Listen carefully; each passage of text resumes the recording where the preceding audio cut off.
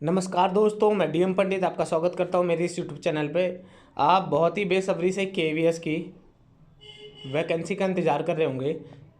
KVS बोलो या DSSB बोलो, इन सब का आप इंतज़ार कर रहे होंगे। पीआरटी वाले बहुत बेसब्री से, ठीक है। और पीआरटी का, पीजीटी का सभी इंतज़ार कर रहे हैं बहुत बेसब्री से। ये वैकेंसियाँ सबको पागल कर रही हैं कि कब आएगी, कब आएगी, कब आएगी, कब आएगी, पिया कब घर आएंगे, इस तरीके का इंतजार हो रहा है, ठीक है। लेकिन कब आएगी सबके ऊपर सवाल बना हुआ है, ठीक है। देखिए, अलग अलग सोर्सों से अलग अलग खबर मिल रही है। तो ये जो नोटिस है ना, और थोड़ा इंटरनल पता लगा है चीज़ों के बारे में, जैसे जो अंदर लोग काम कर रहे हैं उनसे दोस्त यार होते हैं तो उनसे बातें पता लगती है, ठीक है।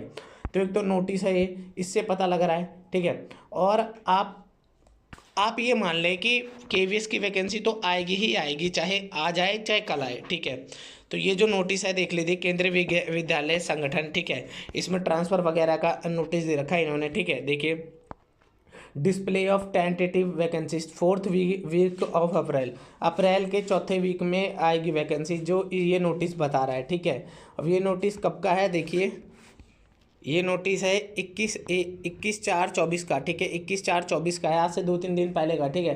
तो इस महीने के लास्ट तक आपको दिख जाएगा, चाहे आज दिख जाए, चाहे कल दिख जाए, चाहे परसों दिख जाए, चाहे नरसों दिख जाए, चाहे 10 दिन के अंदर दिख जाए, ठीक है।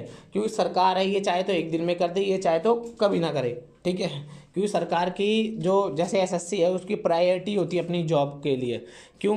क्योंकि वो सारे मंत्रालय में काम करते हैं लोग, लेकिन जो यहाँ की वैकेंसीज है इन पे सरकार ध्यान नहीं दे रही, टीचिंग वाले पे। क्यों? क्योंकि टीचिंग का कोई मतलब नेताओं के लिए काम तो है नहीं कुछ, ना जनता को फर्क पड़ता है, इसलिए ये लोग ध्यान नहीं देते। लेकिन आपको दिख रहा है इस महीने दिखी जाएगी आपको वैकेंसी, ठीक है। गारंटीज बता रहा हूँ, इस महीने दिखी जाएंगी, ठीक है।